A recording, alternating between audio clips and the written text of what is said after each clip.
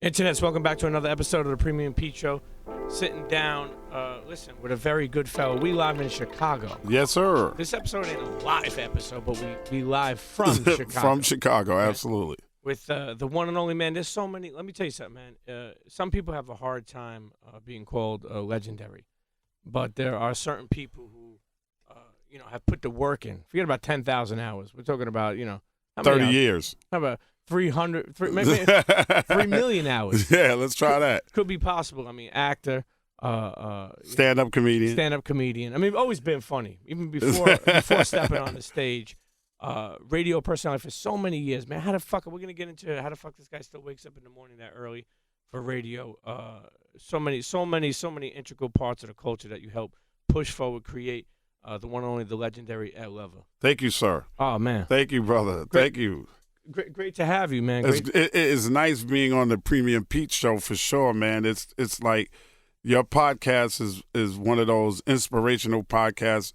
You and Combat Jack that actually got me into podcasting in the first fucking place. So I appreciate it, bro. I really do. For sure. Listen, one thing I love is, in the last time that we were with Combat, probably was at A3C on that panel. Yeah, that's right. And rest in peace to our brother, Reggie Osei. That's right. And you have vocally. That's one thing I always loved about you. Like, you are straight to the point, man. Like, you tell it how it is. If you don't like it, well, sorry, that's the way it is. And you're always somebody who has a given props when it's due. I remember you saying, how, even just now, but I remember you telling this story at A3C. We were like, he wanted to come and do a podcast with me. I was like, just me? And then you're like, he's the one that helped get me into podcasting to, give me the insight. Yeah. There's a lot of people who don't understand why they should have a podcast, especially people on radio. Mm-hmm. Look at the success of others. Even when you look at somebody like Charlemagne, he's on the network. They got Brilliant Idiots, right? I remember Chris Morrow telling me when he went to go pitch him to do a podcast, he was like, I'm on the radio already, my man. Right. Why would I do a podcast? Meanwhile, now his podcast, Brilliant is a great platform, making good money from it, and it has furthered his brand along with the other brands. That's right. So it's great to see you, somebody who has evolved over the years in so many things. Look, you OG in it for sure. But has it been hard to still stay relevant after all these years? Yeah, absolutely. Yeah. That's the hardest part of it, and but for me, what it is, Pete, is I'm comfortable in my own skin. So I don't always feel like that I have to do things to become relevant. I try to do things that are organic, and then if it gives me more relevancy, then fine. I can't keep chasing, what other people are doing. I have to do things that are comfortable for me. Sure. And that's the way I've always lived. That's the way I always will be. Time moves on, man, and if people recognize you as an OG or doing something else, or somebody becomes more popular than you, it's fine. That's just the cycle of life. That's just the way things are. For people listening who know Ed Lover, they're going to learn a little bit more today. For people who don't know of you, I want them to learn about you. Okay. Now, you were born and raised where? I was born in Brooklyn, New York. Okay. In Cumberland Hospital, and then when I do stand up, I always say I lived in Brooklyn. Then my father got a job. We were in Brooklyn, and then we moved to Queens, like in the early '70s. We moved to Queens, New York. And mom and dad, what did mom do? Mom worked for the telephone company, and so did Dad. What was that at the time? That was the New York telephone what was the name company. Of that? Yeah, it was called New York Telephone. Yeah, that's all it was before was it Verizon. There wasn't. No, it wasn't AT&T, Verizon. Yeah. It was. They used to just call it Ma Bell because that's who you got your phone service from.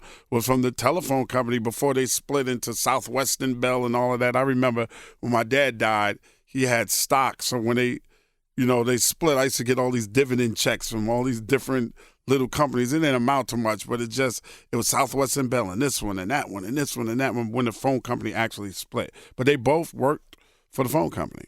And that's crazy. So they both worked for the company? And so growing up, you go to school, they both were working or they were both home? They were both working. Yeah. I was what they call a latchkey kid. After school. Yeah, I had two older brothers and a younger sister.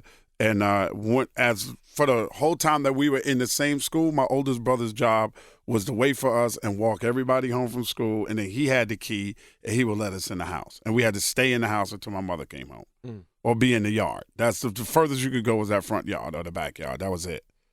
Now, growing up, like, did mom and pops go on like family vacations or like? Did Pete, our family vacation was driving from New York City to Emporia, Virginia, to see my grandfather. Yeah, that was my mom. You know, my mom lost her mother when she was 7, so all she had was her dad. So going to see my grandfather was our family vacation. We all pile up in my dad's car, and we hit 95 and go straight down to Emporia, spend a week or 2 down there. I had a lot of cousins. I had one aunt, my favorite aunt, Edna, who passed away, my mother's youngest sister, who had 9 kids. God damn. Yeah, 9 kids. They didn't have a TV in there? No, hell, not for a while they didn't. It was 9 kids. It was it was mostly girls, and then it was the 3 boys, and Greg and I were about 2 months apart, so we were always together. So that was what I look forward to, is my Aunt Edna coming. They called a bunch because she had a bunch of kids. My Aunt Bunch coming and bringing her kids, because we were always at my grandfather's house. And as long as I can remember, to me, my grandfather's the oldest motherfucker on the planet. He had no running water inside, and he had no bathroom inside his house. So we used the outhouse, or we went into the woods with some toilet paper. And when we wanted water, we had to pump the water out of the well and bring it in. And when we took a bath, we had to heat the water up on the stove and then pour it into like one of them big steel wash bins, and we took a bath in that. He had no running water or bathroom inside of his house. Fuck. It was horrible going down there. That would have been funny if you had the cardboard "Come on, son" sign at that time. Right? Yo, it was so horrible because you coming from your own 3-bedroom house with a basement, a front yard, and a backyard in Queens with running water. You're used to taking a bath and a shower, and then here you are down here visiting your grandfather. He has no amenities whatsoever. It was so that was like it's good to be with family, but that's just a downgrade. Yes. You know what I mean? It's like, yo, we got to go there and change our whole life. Yeah. When my aunt died, you know one thing that saddened me? When my aunt died, my cousin Greg and I were sitting around at the repast and we were talking, and he told me, whenever y'all came down to visit, we thought that y'all were like super rich because you always had new clothes. Now, when you come from a family of 9 children, it's tough to hear your cousin tell you, whenever mama cooked chicken, I knew what piece of chicken I was getting. That's 9 children. And 2 adults, that's 11 people, man. So when somebody cooked, it wasn't like he was getting 4, 5, 6 pieces of chicken like I was getting if I'm coming from a family with 2 older brothers and sisters. Only 4 kids. It's 9 of them. That's a lot of people. Now, did Pops? How was you and Pops' relationship? Oh, it's the best. Yeah? Like, I am him. Like, my mother says it all the time. My brashness, my upfrontness, everything that I learned about being a man, I learned from my father. And I took certain gems away from what he taught his boys about being men. Like, I think one thing about me in this business is I think sometimes if I was a little more kiss ass, I would have got a little further. But my dad taught me never to be a kisser. I don't care what the person's stature is, how much money they have more than you have. You walk in as a man, you walk out as a man. That's one thing he drilled in us, especially the boys, all the time.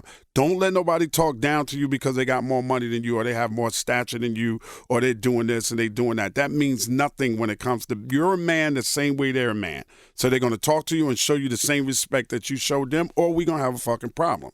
And that's how I am. That's the way I was raised. I don't feel like in this industry, I could count on one hand how many people are really true friends of mine in this industry. I see people do it all the time. Like, I saw Meek Mill, like, after the Rockefeller brunch they had during the Grammy week, I saw Meek Mill tweet, like, what happened to manhood? I see niggas tripping over themselves just to get a picture with Jay. Yeah.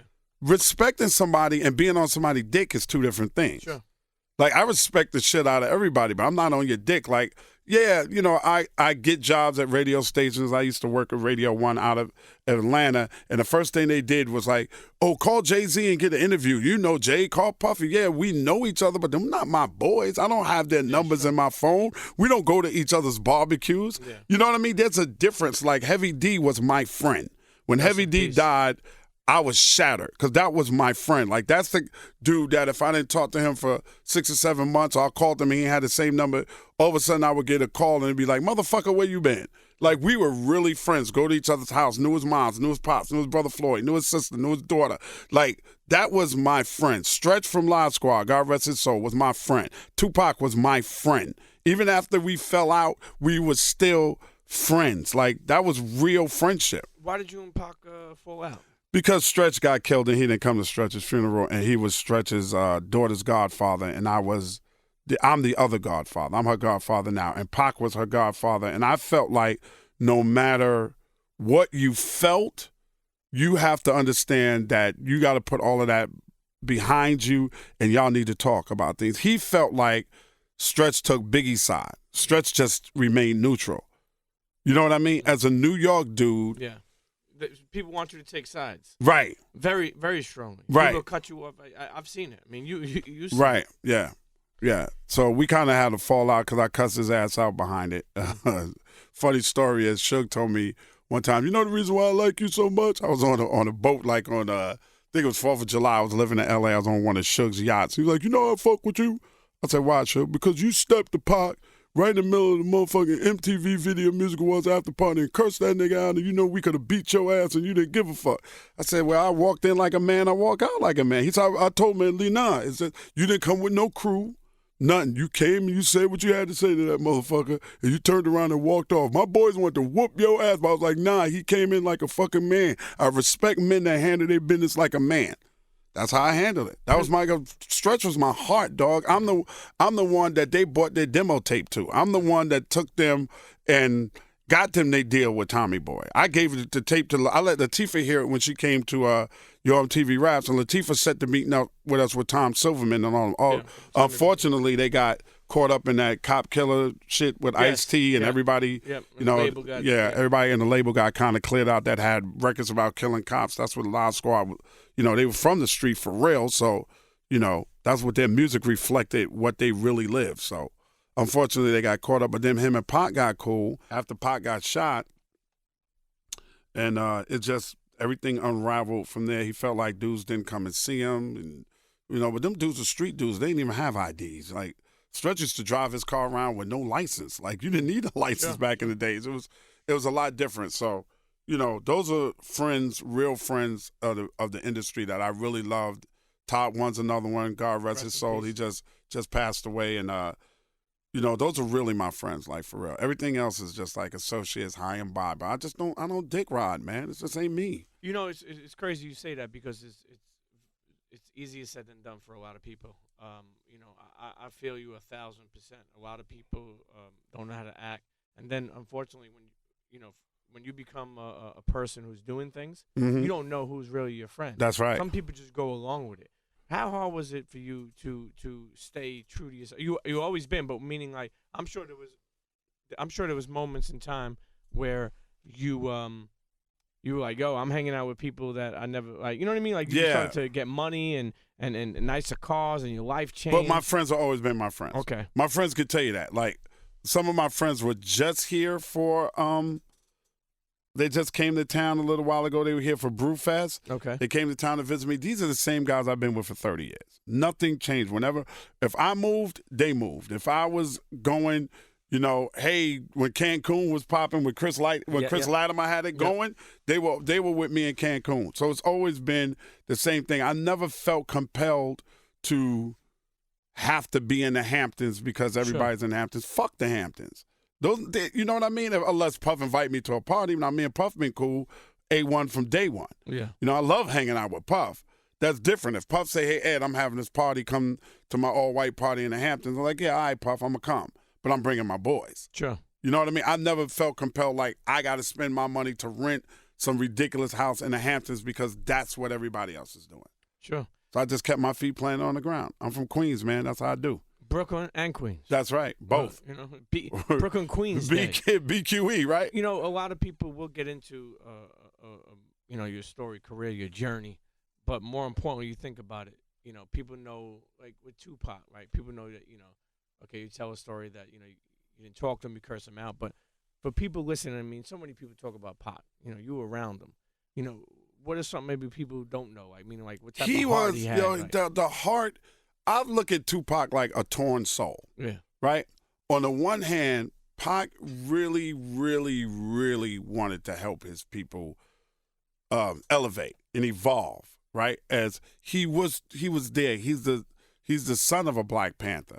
So he sees the atrocities and the things that have been happening to us at the hands of the police and the system from generations. Like, that was who he was. But on the other hand, he enjoyed the celebrity life. He enjoyed the women. He enjoyed the weed. Oh, we know he loved some weed. He loved the weed, and he loved to make money, but he did understand that he could help us better by having money.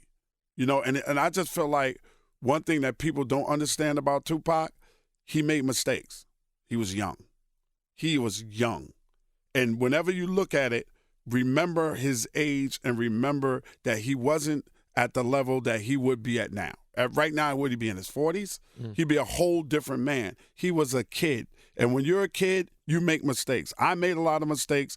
Pac made a lot of mistakes. It was just mistakes. And unfortunately, he didn't get a chance to correct some of those mistakes. But stop looking at this dude like he's a martyr, like he's Jesus Christ that's never made mistakes. He made mistakes. He was a wonderful artist. One of my favorites of all time, without a doubt, and probably yours too. But he, in his personal life, he made mistakes because he was a kid. He was a kid. Talented motherfucker. Yeah, extremely talented. You know, let's go back for a second. You know, you spoke about your pops, your moms, and let's get to a point where here you are. Like, what did mom and pops work for the phone company? What do you think they wanted you to do? They want you to work for a corporate company? They did want me to do. They did want me to do.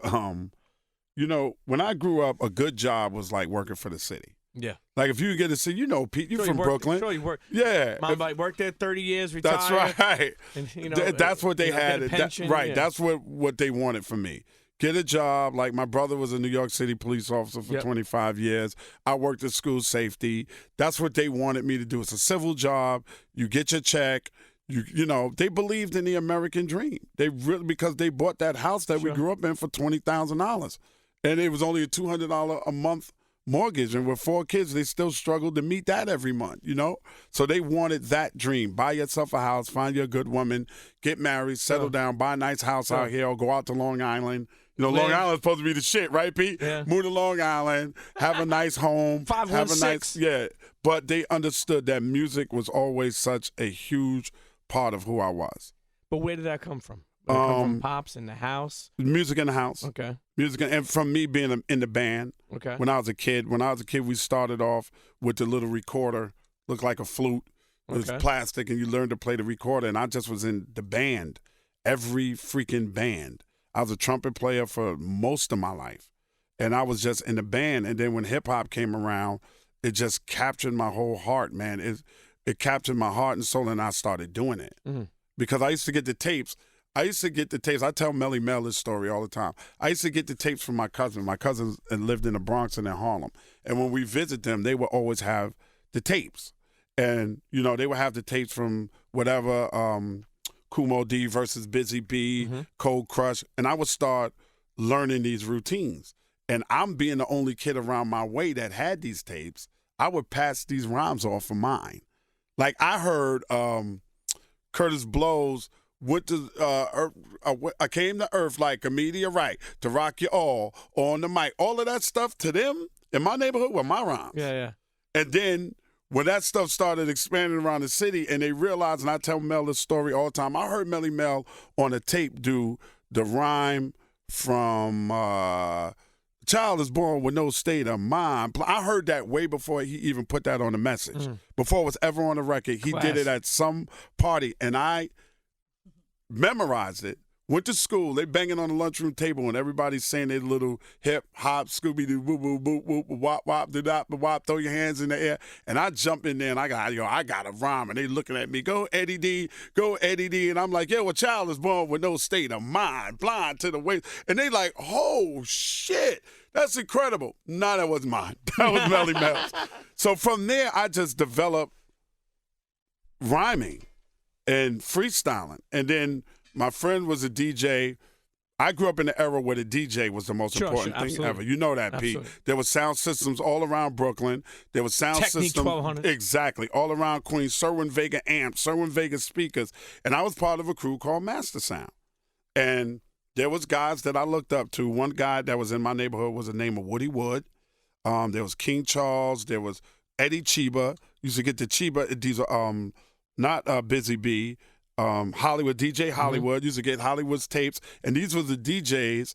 And then they had MCs. And there was a guy named KC, the Prince of Soul. They used to rock with Reggie Wells. And I admired all of these dudes. And I patterned myself after, like, being the same kind of rappers that they were. And I just started rapping. And it was rap and playing the trumpet in a top 40 band. Those are my two things. And I was always known as one of the best guys in the neighborhood. Mm. Did you have a job at all? Did you ever Hell no, I was in school, bro. But no, like, after-school job or yeah, of course of course we all had the paper route. We all did the flyers. Yeah. We all bagged groceries. Yep. You know, at the local market, we all did that. Yeah, all of that, man. We did. Everybody did the same shit.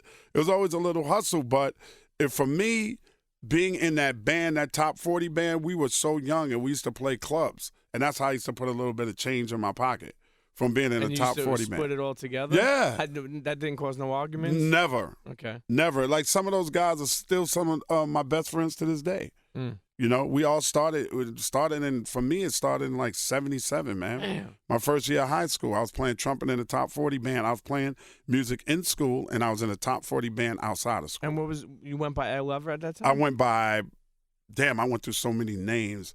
Shit. I probably was. What was the first name you went? Daddy Cool. Where did this come from? I don't know, man. It was just like, I thought it was fucking fire. Daddy. I wasn't no daddy, but I thought I was a cool daddy. I was Daddy Cool. Then I was Eddie D for a very long time. Eddie D. The only person that still calls me Eddie D is Chuck D from Public Enemy. I don't even know why he still calls me Eddie D. Eddie D. And then when I was in the band, one of my bandmates, our lead singer Shy, his uncle Herm dubbed me Sir Ed the First, because it was we were like a funk band, so it was kind of like that Parliament Funkadelic thing, and I was Sir Ed the First. And then Ed Lover. Okay. And Ed Lover's been stuck. That stuck like a motherfucker. Did you like it though? I loved it. I came up with it. Yeah. I was getting ready to audition for MTV Raps. The late great Ted Demme told me that they needed a daily show. He explained to me that Fab felt like he didn't want to be overexposed. Fab Five Freddy, the guy who is one of the legendary Fab Five Freddy, right? Didn't want to do the daily show because he felt he would be overexposed. So Ted said, I had been bugging him already because I knew Ted. I knew Ted from Ted in college, high school, everything. I knew Ted Demme because his father was an Episcopalian, part of the Episcopalian archdiocese in New York City, and so was my best friend's mother. So when we used to go on these religious retreats, Ted would hang out with us, and Ted was the coolest fucking white boy I'd ever met in my life that knew shit about rap like I did. Like, he loved hip-hop the same way I did. So we would always hang out together. You know, we drink communion wine, smoke weed, doing whatever the fuck we was doing as kids. Weed? Yeah, just wild on religious retreats, mind you. And when I saw Yo come on TV, I started bugging Ted. I saw his name on the credits. And I was like, that cannot be the same Ted Demme I know from Long Island. And my best friend Kurt was like, yeah, that's Ted. So I started bugging Ted about doing record reports, about something that had to do with the music. And Ted was like, nah, Ed, we good, but you can come down and watch us film. So when he knew that they looked for a spinoff, he called me. The late, great Peter Doherty called Dr. Dre, and Ted put me and Dre together. But you never met Dre? Never knew Dre. I used to listen to Dre sometime on the radio. Yep. Because he was at Adelphi University in Long Island. I was in Queens. So, we didn't have the super antennas then. You had to get your antenna right to pick up Adelphi. Foil? Yeah, to pick up a Adelphi radio. So that's where I knew Dre from there. I always tell Dre he had like a little bit of a cocky attitude because he was already established. He was the Beastie Boys tour DJ, he had original concept. He had helped write stuff for Run DMC off the Raising Hell album and all that. So he's already sitting in the room. When I come in the room, he's waiting to audition, and I'm waiting to audition separately from him. And he goes, yeah, man, what's up? I'm Dr. Dre. And I was like, yeah, all right, hey, how you doing? I'm like, I don't give a fuck. I didn't know who he was. I never met him before. I never saw him. I didn't remember the front of the Original Concepts album. So it was kind of cool for me to meet Dre. So I auditioned, Dre auditioned, and then Ted said, let me see what you two look like together on tape. You kind of got this Laurel and Hardy vibe. And we bounced off each other immediately on tape. It was just like perfect. And Ted said, that's what I want. I want a different aesthetic than Freddie being by himself. Since it's a studio show, I want you to.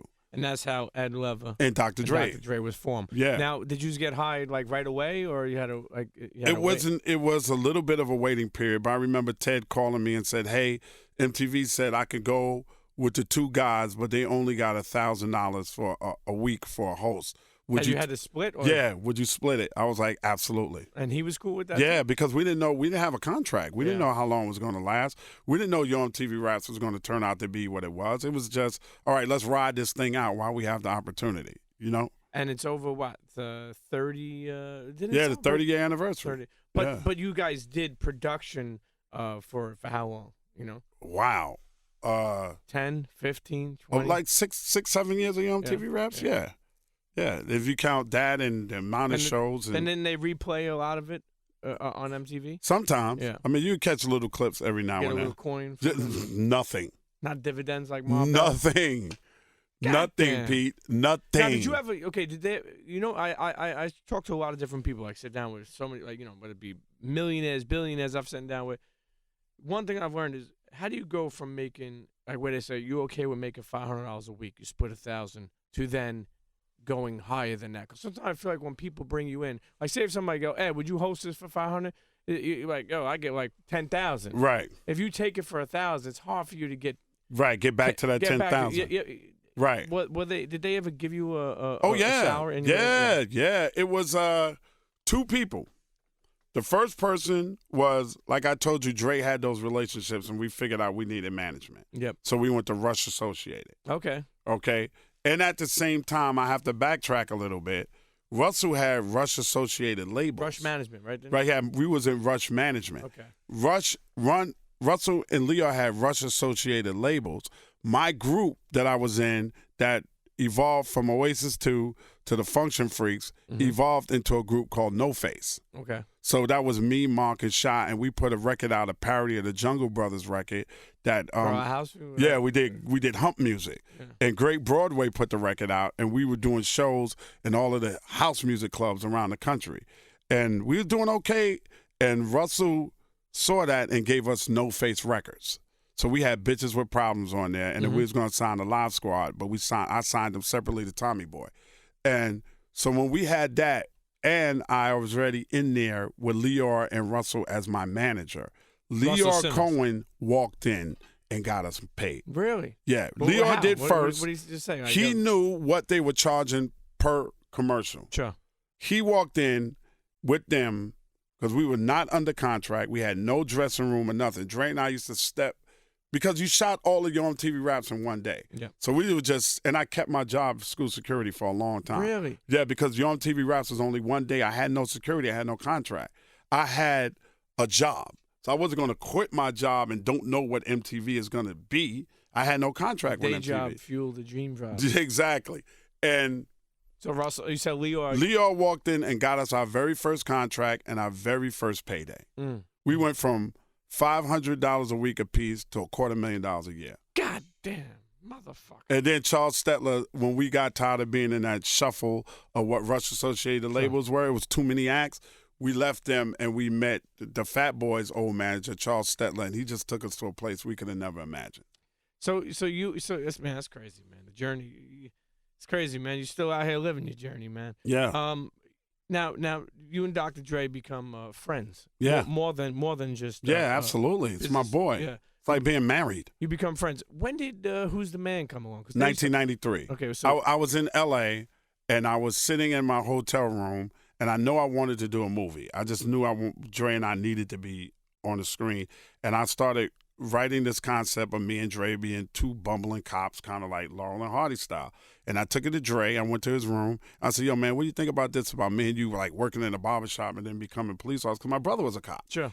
And I was like, being police officer. He's like, "Yo, that's dope, but we could do this, we could do that. Let's do this, let's do that." We took it to Charlie. Charlie took it to New Line. New Line assigned Suzanne to pass on to it and got Seth Greenberg to write it. And then Seth would, because I didn't know nothing about writing a script, Seth would write it, and then he would bring it back to us. And we told New Line that we were not doing that movie unless Ted directed it. Because Ted had some he had did short film and stuff like that, and he was directing at MTV. But Who's the Man was his first feature film as a director. And he was the nephew of Jonathan Demme. And yeah, I mean that's classic. And Yeah. you got paid as not only as an actor in it, right? Yeah. Were you able to get some credit? Yeah, producer credit. Because there was a lot of people on there. Who else was on there? Oh besides my you? God! I mean, I remember so many different artists being on there as well. We had Busta and Eliza New School. Yeah. Heavy D for sure. Yep. Apache. Yeah. Guru. Classic. KRS-One. And what you Salt called and them Pepper. up, or you had them? We just reached out passed to it whoever off. we Yeah, wanted. yeah. Like Ted and the staff took care of that, man. But I knew from the time that I saw Def Comedy Jam that Bernie Mac had to be in that movie. Yeah, yeah. I was like, we are not doing this movie without Bernie Mac. Bill Bellamy was a friend. Yeah. For a long time, so we went and got Bill. Bow-legged Lou from Full Force was in that movie. Kicking some ass. Yeah, Coogee Rap, Polo was in there. Don. Yeah, it was just like so. Run DMC with Jam Master Jay was in the movie. Bushwick Bill, rest in peace, was in the movie. Moni Love was in the movie. Ice-T was in the movie. We had so many freaking people in that movie, man. If you never seen Who's the Man, Criss Cross was in the movie. Man. We had Criss Cross in the movie. But it was a big budget. Yo was in the movie. God. Yo slapped the shit out of me in that movie. Okay. No, that movie was not a big budget movie at all. But I think we did that movie for less than $2 million. Yeah. But Dre and I got paid handsomely for it. Yeah. But it was just a pleasure to shoot in Harlem, the mecca of everything black in America and in the world, and just to have all of your hip-hop friends come out and just do a little something, but not, play themselves. Just a little acting role here, a little acting role there for somebody. With your MTV Raps, what would you say is some of your best moments? You remember like James Brown. Okay. 2. Yeah. James Brown, because James Brown's the foundation of hip-hop. Mm-hmm. The most sampled artist in hip-hop history is James Brown. So to do a week worth of shows with James Brown, for me, was everything. And Bill Cosby. I don't care what Bill Cosby's gone through now. He's in prison. Bill Cosby was always good to me. And I was a fan of Bill Cosby's from I Spy, Fat Albert and the Cosby Kids, stand-up comedy albums that my parents used to allow me to listen to because he was clean compared to Richard Pryor. And I was always a fan of Bill Cosby. And to have Bill Cosby call me at MTV looking for me specifically, and I remember Eddie Murphy saying Bill Cosby only calls you for 2 reasons. Either he likes what you're doing or he wants to tell you that he thinks you're embarrassing black people. So for me to have to call back to Silver Cup Studios, and I said, somebody called me from the Cosby Show. It's the biggest, the number 1 show in the world. And the lady go, oh, is this Ed Lover? I said, yes, Ed Lover. Oh, yeah, hold on. Mr. Cosby want to talk to you, and put me on hold. And the next voice I heard was Bill Cosby's. He said, hey, Bill. Yeah, he's like, Ed Lover, hey, this is Bill Cosby, man. Listen, I got a daughter, and my daughter be in the office, man, and she just watches the Yo Raps thing that you guys doing, man, and I just come into my office, man, and I'm looking at you, man, and you got this hat on, and you got these glasses with tape in the middle of them, man, and I said, yeah, that's a character I do, Mr. Cosby. No, call me Bill. I said, yeah, it's a character, Bill, that I do called Perry J. Periwinkle III. He said, yeah, man, I'm looking at that thing, man, I just started cracking up, and I'm laughing, and my daughter's like, Dad, you need to go on the show. And I'm like, hey, Ed, can I come on your MTV Raps? I'm like, yes. He said, you set that thing up, man, and you have me on your show, I'll have you on my show. And it's just like that. And he came down, and everybody from the top of Viacom at that time came down to that studio because Bill Cosby was coming. And they dressed up the green room with all of this and all of these extra chairs and tables and linens and chandeliers because they expected snacks and food, everything that we never got. Yeah, for Bill Cosby. And he's running a little late, and his assistant called and said, Mr. Cosby is running a little late. He'll be there shortly. And we all got the front blocked off with orange cones because they expected this big-ass limousine to come up. And I remember standing out there using my phone, and a cab pulled up, and he jumped out by himself. I was like, oh, shit, by himself. That was one of the highlights, man, doing a week worth of shows with Bill Cosby, man. Man, that's legendary. You know what? Let's take a quick break. Sitting here with the one and only, the legendary Ed Lover. Going over the Journey, man. Yes. The Journey. We'll be right back. Don't go nowhere. Come on, son. Come on, son. It's Ed Lover, baby. Some people call me LL, living legend, baby. And you locked in to the Premium Pete Show. Don't go nowhere. And we're back sitting here with Ed Lover, man. Yo, Ed, man. Yo, for people who know your journey, where's Miss Jones, man? Where's Miss I don't Jones? know. You know what? People have revisionist history, right? And a lot of people will not. I don't know, for some reason, I don't argue with them. It's the way they see it and the way I know things happen. Miss Jones got her start in radio by being a guest on me and Dre's show on Hot 97. We liked her so much, we used to have her come back. Fat Man Scoop's another one. Fat Man Scoop I thought was hilarious. He used to always carry this bottle of Scope with him. And he'd go, dynamite, brother, right on, dynamite. And I used to say, Scoop, why do you always carry that Scoop? Brother, you got to be fresh, brother. You never know. I'm a record rep. I'm in a lot of people's face. I can't be tart. I got to be fresh. I love Scoop. So I had Scoop start doing stuff for right on, brother, dynamite, solid gold. And we just played them drops because I just thought his energy and his personality was amazing. I read her book. Couple of things that Angie and I do need to discuss that I feel like she threw me under the bus on one thing, and that was the Tupac interview that she did. Never happened that way. I never called Puffy and told Puffy about what Pac said about him, and then Puff went and called Steve Smith and they yanked the interview. That never happened. I caught a lot of shit behind that too from people on the internet. Did you ever tell what happened? It didn't happen that way. Yeah. Why would I do that? I sent my boy, in her book, she says Ed let his boy Big Spatch go with me to California because I've never been to California before. Why would I do that and then go against what my friend said about something else? I had no horse in that race. I didn't give a fuck about Pac being mad at Puff. That had nothing to do with me. So that part of it was wrong. And she also got it wrong when she said that Steve Smith heard her and brought her back. No, she was doing overnights. I told Steve Smith, you have to listen to Angie Martinez because our lineup did not reflect the music. You can't have a lineup of, and nothing against them, but you can't have Paco and Deborah Rath on a hip-hop station and have Angie Martinez overnight. Angie was hip-hop. So I told Steve, look, we did our first hot summer jam. And when he introduced everybody knew that Lisa G was the white girl with the radio experience for me and Dre's show. But me and Dre reflected hip-hop. Then you had Paco, I can't remember his last name, come on. He's got on cowboy boots and a Hot 97 hockey jersey tucked into his pants. That doesn't reflect the station. Then you had Deborah Raff. She was great. She's a great radio personality, but she didn't reflect the music or the station because they didn't live it. And then you got a star like Angie Martinez doing overnights. And then you had Flex. And I was the one that told Steve, you need to grab that girl. First of all, she's Latino. And we got a big-ass Latino audience, okay? Grab that girl from overnight, shuffle this shit up, and put her on in prime time, and then go get Wendy. That's how we got Wendy and Angie and all that. Yeah. That happened because of me. Talk about it.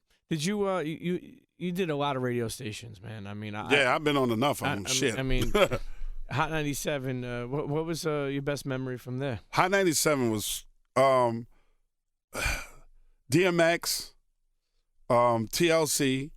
TLC showed up right after Left Eye burnt down Andre Rison's house, and they told me that I couldn't mention it. And I told them, well, you better tell TLC to go ahead, because I have I have an obligation to the audience. I think part of the success of my career in radio has been that they know me. They know when my kids were born. They heard me cry on the radio. They heard when Biggie died. They it's a video running around of me interrupting the Nas concert to tell everybody that Pac had passed. They knew me for real. Like, I didn't put on a radio voice. I am what I am. If I don't feel good, I don't feel good. If I'm happy, I'm happy. If I'm sad, I'm sad. If I'm joyous of just having my first son, that. So having that kind of relationship with the audience means if Left Eye comes in, I have to ask you about burning down Andre Rison's house. Now, you can say no comment because of legalities, and but don't tell me not to answer the question. Sure. Did they didn't come? They came in. And I said, why you burn that man's house down? And she had the opportunity to go, come on, Ed, I can't answer that legally because I'm going through the court system and all. I'm like, all right, but tell me about your relationship with him. And then she answered honestly. Yeah. But you can't tell me not to ask the questions. The same thing that one time I had an interview with Janet Jackson when Mike was going through the whole shit. They said, no questions about Michael Jackson. I said, I'm not doing an interview then. And the first thing that she sat down, I said, how's your brother? Because when it's all said and done, I'm not going to ask you about the specifics of the case, Janet, but when it's all said and done, I have a sister and I have 2 brothers. That's your brother. Fuck the superstar shit that we see. That's your brother.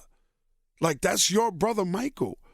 Like, is he okay? And she was like, yeah, I talked to Michael. He just wanted to send his love and blessings out to everybody. And I started asking a question, like, do y'all have barbecues? Like, do the Jackson family just get together and like, yeah, cook out and drink liquor and play? She's like, we play spades crazy.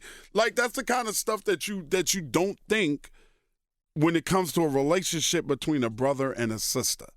It's just a regular relationship like everybody else. And so having the opportunity to talk to TLC the first time X ever came to the station, he had 3 fucking pit bulls running around the damn radio station. I'm standing up on top of the desk like, bruh.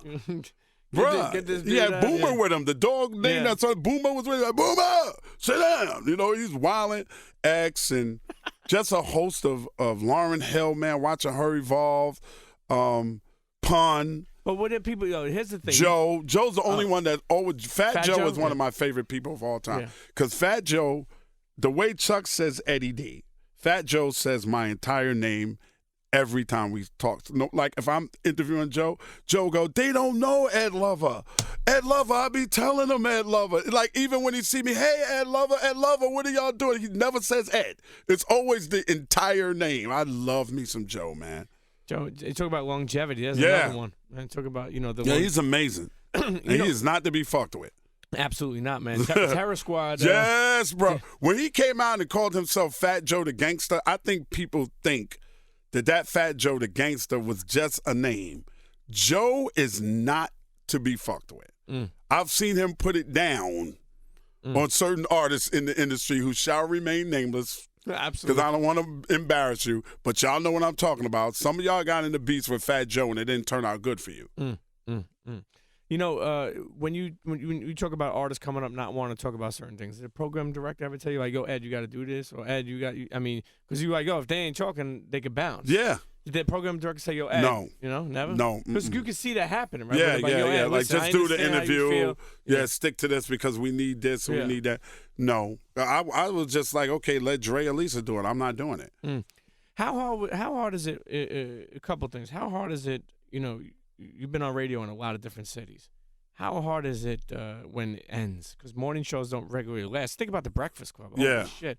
It's almost like 7-8 years right now. That's not normal. That's not normal. For a morning show. Yeah. How hard is that, like, in the back of your mind, do you think of, like, damn, man, like, the salary is good and I'm enjoying it and I love what I do, but it may be ending. So you ever feel that way? Like, yeah. Is it hard to, like, live like that? You always got to, you got to look at it like that it could end and you could be moving on. That's just the nature of it. I think Hot 97 for me was my decision. I left. I left because at the time they wouldn't. There's my son is on the phone. Hold on, let me look at him. Zaire, what? I'm podcasting, bro. I'm gonna call you back. Oh, my bad. All right, later. All right, peace. My boy. That's classic. It's Shouts to Zaire. Hot 97 didn't. Shout out to Z.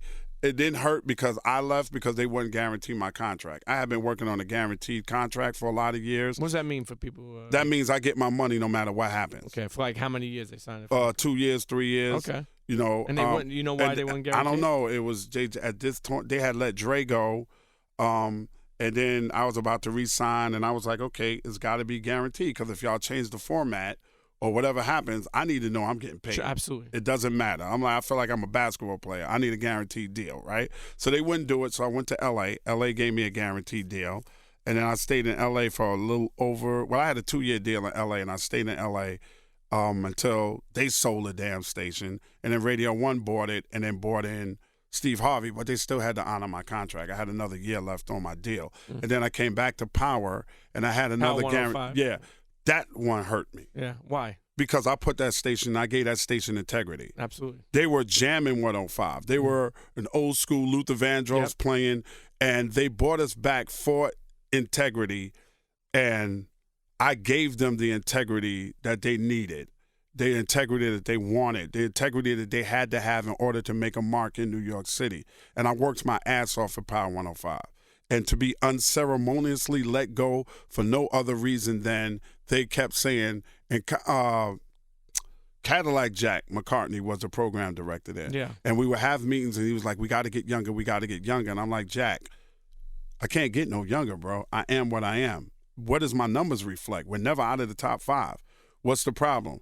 But after a while, I found out what it really was. It was a downturn in the market.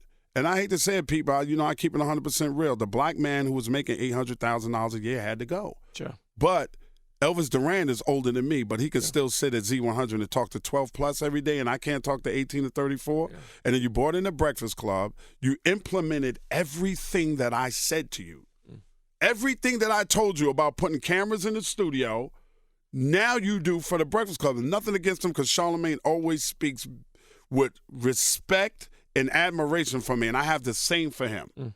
Nothing against Angela Yee, nothing against Envy, nothing against Charlamagne. But collectively, I don't know what they make now. Collectively, when they first started, they weren't making collectively what I was making by myself. Sure. And it's just fucked up that you could see the trend and what was going on, and I didn't have an opportunity to say goodbye to the audience after I'd been there since you flipped the station. I got escorted out of the building like I wasn't shit. Yeah. That hurt my feelings. That hurt. I sat with G-Spin. Yeah, before. G-Spin's my man. And I remember G-Spin telling me, and I'll tell you, I know G-Spin for a while, but one thing I could see is that dude is very heartfelt. Yeah. That shit, he explained. I wish I got to find that clip, but he explained how that hurt him. That he came, he was coming up to Ville, you were walking out, and he's you looking at him, and he's like, that's not the way it should have went down. That's right. They didn't even let me clean out my office. They boxed all my stuff up and sent it to my house. Like they had. But why would they had the? I don't know. Like I don't understand why a lot of times we get this thing like we're gonna explode, like I'm gonna fuck something up or whatever. Like get the black man out of the building. I felt like shit, man, and I have never. This is the first time I've told this story before, but it's the first time I've ever expressed how it really hurt me as a human, man. Because Power 105 ain't shit without me and Dre coming back to that station. It ain't shit. They're not where you are right now. You're not making the moves that you're making right now. And to just be that nasty and disrespectful, to take my key card, to escort me out of the building, I understand now why some people go postal, because you put your heart and soul into a company that doesn't have their heart and soul inside you. Sure. When you ask me, do I think it's a good idea for you to bring Star and Buck Wild to Power 105? And I said, sure, I'll go to afternoons, but you made sure that you kept me under contract for afternoons and mornings, right? When I brought Oprah to the damn radio station, the first time she'd ever done terrestrial radio, Jamie Foxx has always been my dude. I did the Jamie Foxx show. Jamie has been my dude from when I lived in L.A. for a long time. Jamie came up, and Oprah had this thing with her that she didn't like hip-hop. Remember, she had when they did Crash, she froze Ludacris out of the interview. She didn't interview Ice Cube for some reason, but she was getting ready to do her Legends thing, her Legends television show and all of that stuff. And Jamie was on the show, and I said, Jamie, you cool with Oprah and Gayle King, right? And he said, yeah. I said, tell Oprah to come through. Like, she needs to sit down and tell his audience about how she really feels. And he was like, yeah, I'll do that. And then one day, unfortunately, my cousin had gotten killed, and I left. I was in the afternoons then, and Star and Buck Wild was in the morning. And I left to go to his wake and his funeral, and I get a call. My assistant at the time, my man D, gets the call and said, man, y'all got to come back here. Oprah's here. And I'm like, man, fuck out of here. Oprah, man, you believe that shit? D, hang up. They was playing, right? And they called back again and said, nah, man, Oprah Winfrey is here looking for Ed. And we were about 4 blocks away from the radio station. I just jumped out, ran back to the station. I told D, bring the car back around, man, put it back in the garage.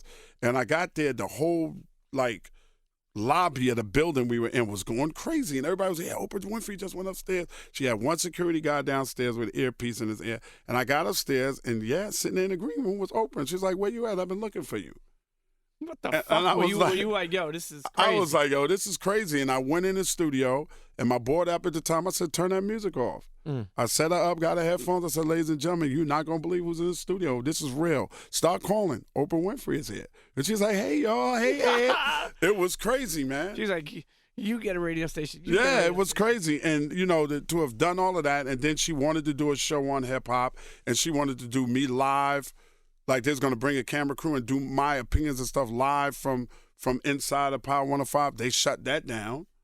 Oh, Clear Channel don't want to do it, all of this. I'm like, man. And for me to put up with all of this shit, to do everything that y'all asked me to do, to keep you in the top 5 constantly, and because you want to go and get a younger audience, you just dismissed me like I never meant shit to Clear Channel, like I never meant shit to New York City, like I never meant shit to the radio station. That hurt.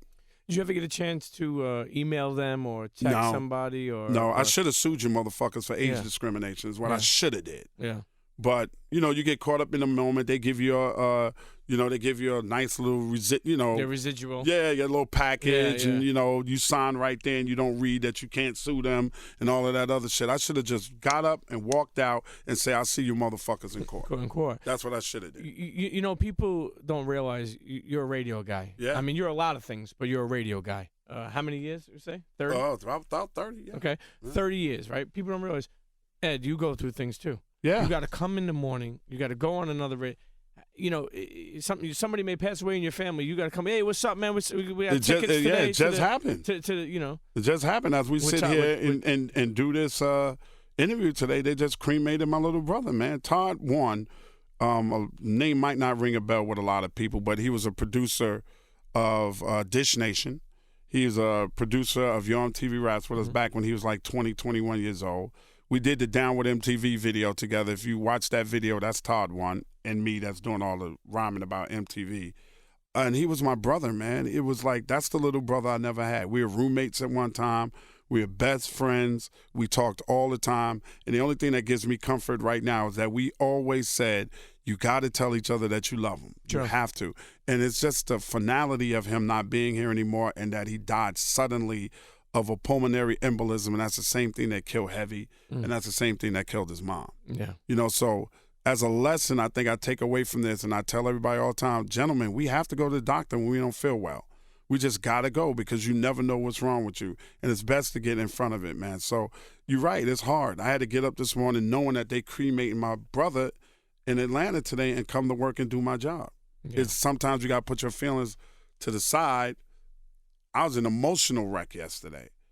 In church, my heart and soul and my belief is in nothing more than Jesus Christ and as my Savior and the controller of all things. And I just, my pastor told me, he said, even if you went to heaven, he's in such a peaceful and tranquil place and said, Todd, come back. They wouldn't come back. Yeah. And I have to believe that in my heart because I believe in Jesus. So I'm good. Rest in peace to Todd One, man. Did you always like your voice? No, because you have like a distinctive voice. You have a distinctive. Yeah, the voice. Like when I hear you, if I could be somewhere and people say I didn't know that was you until I heard you say something. Yeah, but I think I did because I remember my mom telling me I was in the first grade in PS 147 and I got tapped to be the ringmaster for the school circus. The school went all the way up to the 8th grade, so every grade had different acts, and I memorized every act. And I'm there in the first grade with a top hat on and tails, doing my ladies and gentlemen, boys and girls, children of all ages, welcome to the PS 147 circus. And I knew everybody's act, and I didn't mess anything up. And my mother always says, you were born to be on stage, and later on in life, your calling is going to be to teach the gospel of Jesus Christ. Hey, listen, you've been continuing to do that, whether that be through the street. I'm an evangelist, man, so if I don't keep God in there somewhere, I'm not doing my duty as a Christian, So, a lot of people get turned off by it, but hey, Todd, before Todd died, he had converted to Islam. Yeah. So he's still my brother. I still love him. You ever been through an interview that was terrible, where you and that you look back like, damn, man, I should have steered it different, or I should have stood on and asked some harder questions. Not only that, or just something like the worst interview you ever feel like that. You're like, I don't think I've had a lot of bad interviews. I had a lot of people come in that I didn't feel like I should have been interviewing in the first place. Because, they prop a lot of people up, man, real quick. And you can see that that's just a flash in the pan and they're not going to be around for a long time. And I really didn't like to waste my time with a lot of interviews. One person that I had an early interview with that was always interesting to interview that I saw from the beginning was going to be really special was Beyonce and Destiny's Child. Yeah. Like she just exuded talent. Yeah. And she's just one of the So nicest you're like, oh, people. you're going to be something. Yeah. And Missy. Yeah. Okay, yeah. Missy was in a group called Sister. And I could see when I met her over at Devontae's house from Jodeci, he lived in New Jersey, all the other girls were slim and shapely, and they were all running around just trying to be around Dalvin and Devontae and Casey and JoJo, because Jodeci was fire. All of them was doing that. Missy was bigger. And she was downstairs in the basement studio with Timberland working. And I was over there and they were introduced, and I was just astonished at how hard she was just working and knew her shit in the studio. And I remember telling her, and she says she remembers it. I told her, I said, this group might not work out for you, but you're going to be special. You got it. I don't know what it was about Missy that I saw it. I was like, you got it. You definitely got it. I mean, you were right on that one. Yeah, you was. And I've been wrong on shit. I hated Get At Me, dog. Really? Oh, my God. You know, when you walked in the room, I told you I hated the 03 Bonnie and Clyde because I come from a no-biting era. Yeah. Well, so when DMX came out with that was Get Off the Bozak by APMD. You didn't take somebody's beat and rhyme over a beat that another MC had already rhymed over. But I guess, as time passed, like Puff said, I take hits from the 80s and make them sound so crazy, right? So I know with 03 Bonnie and Clyde, Pac would have never allowed it. Yeah. That's why I don't like the song. Yeah. Because you don't do that after he died and you know you can get over with it. He wouldn't let you do that shit. There's no fucking way. Like, there's a lot of people who owe their careers probably to the fact that Pac was not alive. Like, there's no way. Ja Rule would have had a career, but he wouldn't have been walking around with that fucking rag tied around his head looking like Pac. He was not having that shit. And I love Rule. Me and Rule from the same neighborhood, but I know what I'm talking about. And it was that dun dun dun dun dun. Dun. I just attributed that to Nick Nat, Patty Wag, give a dog a bone. And he was barking and shit. Yeah. I was like, what is this? The fuck out of here, man, with this shit. And Mike Kaiser from Atlantic Records was a record rep for Def Jam. Lil Bert came and played Get At Me, Dog, and was like, hey, this shit is crazy. I was like, that the fuck out of here with that shit, Kaiser. This shit is, what's all that? Hurt. What's the deal? They know how to talk about that. Yeah, I was like, this shit is whack. We had a Hot 97 Hot Shots basketball team, and we played a game in the Bronx, and they put that shit on, and the kids went crazy. And I was like, when I met X, I said, I was wrong, bro. I was wrong about your record. The record was fire, man. Yeah. He was fire. It was legendary, man. He's one of the greatest interviews I've ever had. Yeah. Oh, my God. Very honest. Him, ODB. ODB was fucking phenomenal, man. And Redman and Method Man are always fun to interview because we don't interview.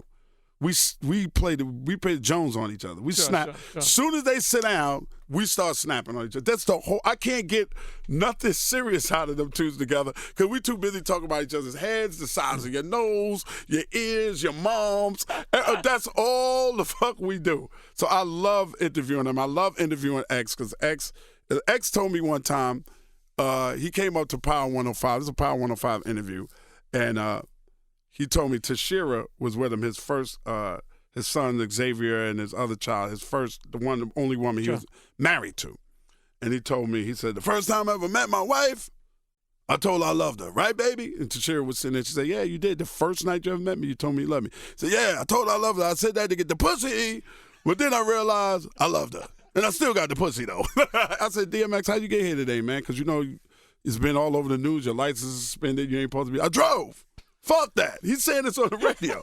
I bought a car. I got a car. I fucking drove my car. Fuck that. I'm driving my shit. I don't give a fuck. I'm like, X is always been good, man. Always been one of my favorite. ODB just came out the Hot 97, put the headphones on. He's drunk as shit. It's first thing in the morning.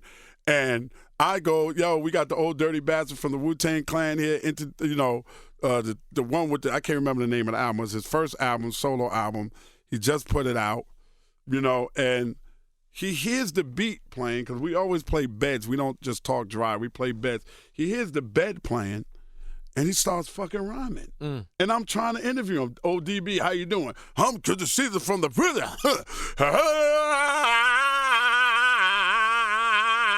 While I'm trying to interview him, he's not paying shit attention to the questions I'm asking. He fucking just rhyming. And just let it go. Him and Eddie Griffin, and Eddie Griffin walks in with a 6-pack of tall cans of Old English. And he's drinking fucking Old English. Oh my. In the morning? 7 a.m. Fuck. Him and Eddie Griffin. And he high as a kite. He reeks of alcohol. He reeks of marijuana. Oh, my God, it's a classic interview, man. I wish we had those kind of cameras in those days to capture that shit. Man, 4K cameras. Yeah, absolutely. That shit was amazing. Yo, when you think about Ed Lover, right, and think about Dr. Dre, right, both of y'all, have done a lot of things together. Then there came a point, right, where you guys, did you always have like a great relationship, or was there like ups and downs? There's always for a while? Yeah, when you're in that kind of relationship with somebody, there's always going to be ups and downs. There's always going to be arguments or disagreements. Now, Dre and I have never had a flat out just like fucking argument, but we've had disagreements and at times, and I think one of the hardest points in our career was I had to separate myself as a man. I had to stop settling for here's the money, you take half, you take half. We went through that for a long time, and at one point I felt like I was doing the majority of the work, so I should be getting paid more. So when our contract came up, it was Judy Ellis again, fucking over at Hot 97 at the time. A lot of respect for her, but she tried to play both ends against the middle.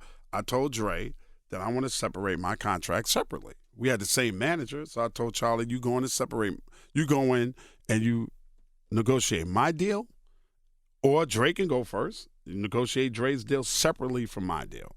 So Charlie went in, I told him what I wanted, and Judy Ellis, and he negotiated with her, and I got what I wanted. And then he went back in with Dre's deal, and she wouldn't give Dre what she gave me. And that kind of caused a little bit of a rift between us, because when she saw him later on, she told him Ed took all the money. How did I take the money? I didn't take the money. Yeah, rob him. Well, we had a certain amount of money allotted for y'all, and Ed took it. Ed didn't take shit. You gave me what I asked for. Yeah. Now, you didn't have enough. You weren't being truthful enough to tell him that you ain't think that he was worth that. You try to put it on me. And that caused like a little rift between us. But Dre is always going to be my brother, and there's nothing that I wouldn't do for Dre. So that was a little, hard point between us sometimes. And how's he doing? I know, he's been suffering from diabetes, man. Just trying to get himself back healthy, trying to get back on the ball. I need Dre. Hopefully, we'll be doing this Yo MTV Raps tour and residency in Vegas. Oh, dope. Yeah, I gotta check that out. Yeah, so hopefully we'll bring in different acts in every 2 or 3 months and stuff like that, kind of taking you on a journey through hip-hop from the eyes of Dre and I with Yo, called the Yo MTV Raps experience. Now, did you obviously, MTV owns Yo MTV, the trademark, right? Yeah, absolutely. Okay. Lock, stock, and barrel. God. People have been asking me for years why they don't ever put that stuff out on DVD and all of that. Yeah. It's too expensive. Yeah. They would have to pay all the labels, and all the artists got to get paid. It'd just be too expensive. Yeah. Did Dr. Dre ever run into Dr. Dre where he was like, let me tell you a funny story about Dr. Dre, and then I'm going to tell you a funny story about Ed Lover and Ludacris. Okay. Dr. Dre was... My Dr. Dre got his name because when he was a kid, he was a ball boy for the Nets, and he idolized Dr. J. So he called himself Dr. Dre because his name is Andre. Dr. Dre on the West Coast name is Andre also, but he's a doctor on the turntables. They both DJs, and that's how he became Dr. Dre. At one time, my Dre wanted to send the West Coast Dre a cease and desist letter from using the name. And I was like, bro, don't do that. Like, that was NWA time? Yeah. So you were like, oh, shit, this shit about to get Yeah, I was like, don't funky. do that, man. Don't do it. I was like, this dude, he's DR, period, D-R-E. You spell yours out. D-O-C-T-O-R, Dre. Yeah. You're the heavy Dre. He's not heavy as you. Nobody's going to make a mix-up between you two guys. You're on MTV. He's doing his thing musically. It's not going to be a mix-up. So I'm really glad he didn't do that. When I was on the radio, When I first got on the radio as Ed Lover, I was on MTV as Ed Lover. Scoop and Scrap was Scoop Lover, Scrap Lover. They never said anything to me about becoming a lover. There was Steph Lover. Yep. And then there was a young dude in Atlanta that was going by the name of Chris Lover and Poon Daddy. I was like this, and then there was a guy that came later on to New York from somewhere else named Eddie Love. I was like, I'm not having nobody else on the radio using Lover. You're not confusing me with this other person, Chris Lover. Got my lawyer, write up a cease and desist letter from using the name Lover and send it because my shit is incorporated, copywritten, everything. He's not going to do that. Then I thought about it and I was like, that would be fucked up. I shouldn't do that. I shouldn't stop somebody from getting some money. Chris Lover is Ludacris.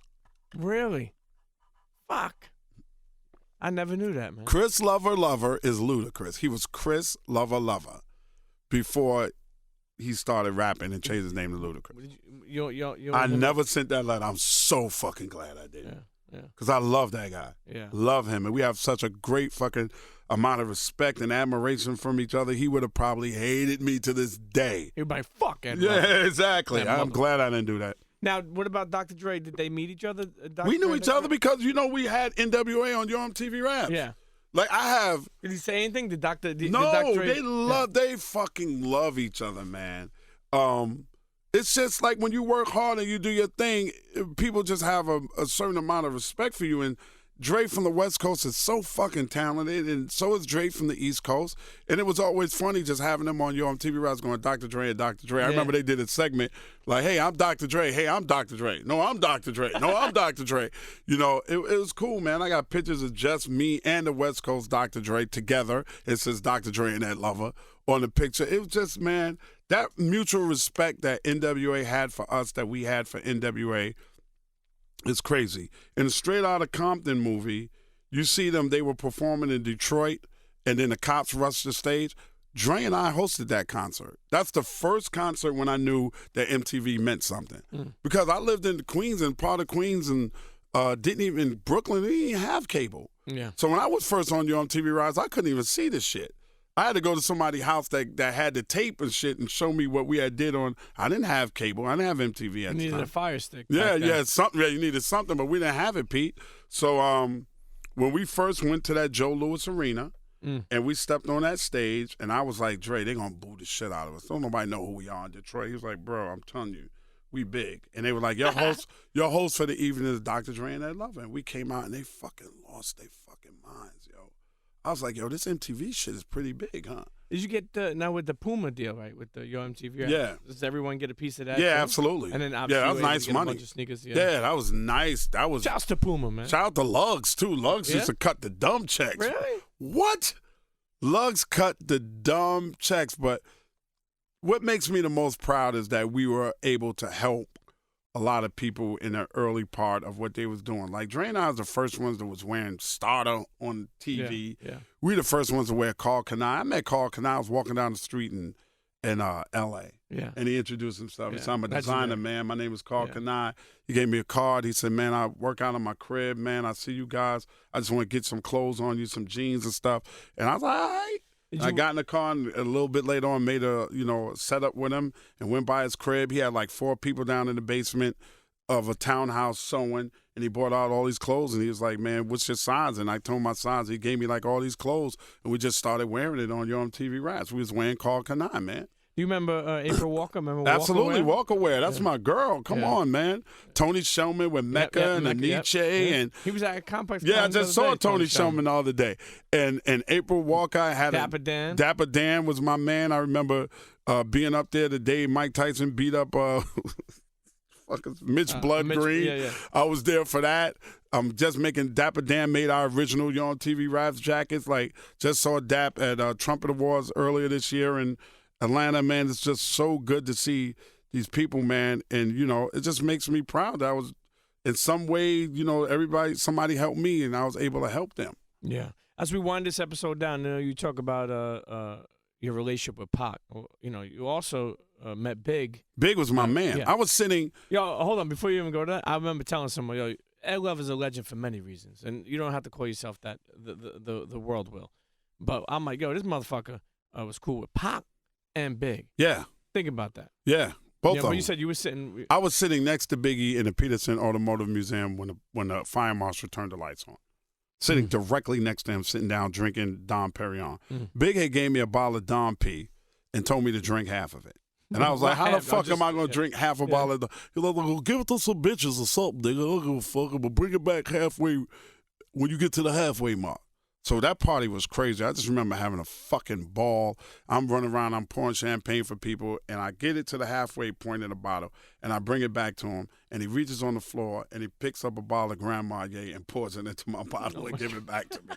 So I'm fucking drunk. We knew that Nas and Steve Stout were having a party in the Hollywood Hills, and I was sitting next to him, and the lights came on, and everybody started leaving, and I used to call him Christopher all the time. He called me Edwin. Okay, Edwin. I was like, okay, Christopher. He's like, are you going to Nas and Stout's party? I was like, yeah, absolutely. I'm going to go get my car right now. He was like, you want to roll with us? I was like, I got a car. I had to rent a car. So I got this vet in the back, bro. I'll meet you up there. And that's the last thing we ever said to each other. He was like, okay, Edwin. And I was like, okay, Christopher. And we walked away. That's the last time I seen him alive. And pieces we had on there already? Yeah, a lot. You think a about lot. that. A But, lot. you vegan now? No. Okay. No, hell no. So I I don't have the capacity to be a vegan. It's too hard to be a vegan, It's man. a job. Are you a vegan? No. No, I'm eating every fucking thing, man. I'm eating whatever ain't nailed down. I try to eat as healthy as possible. I fall off the wagon a lot, but a vegan, nah, I can't do it. I like burgers and steaks and shit. It's just eating in moderation. I'm a skinny. I represent for all the skinny fat dudes. Yeah, that's me. I get it. I'm a skinny fat dude. Did mom and pops ever get a chance to see the success?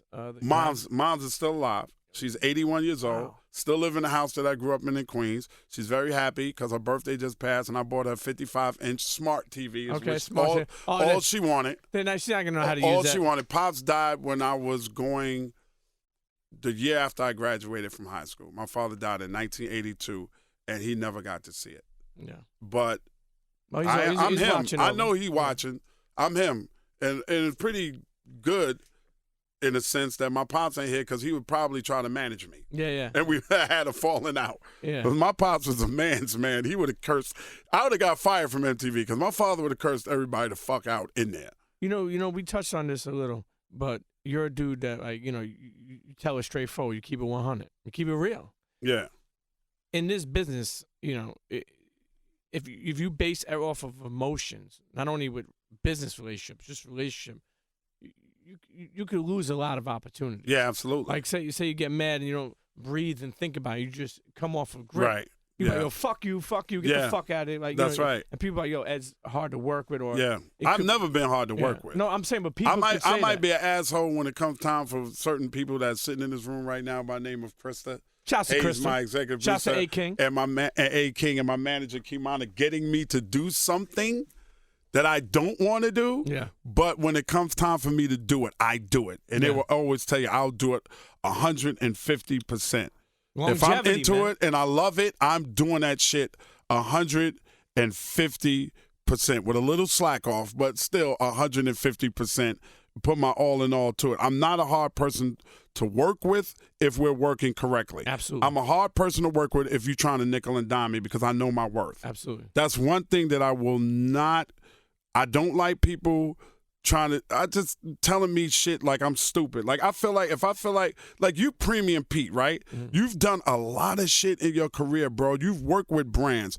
Don't come and ask Premium Pete to do something for free that you're getting paid for. Absolutely. You're getting paid for it. Absolutely. So how you going to ask me to do something and tell me, oh, it's a good look? If I need a look right now, let me tell you what a look is.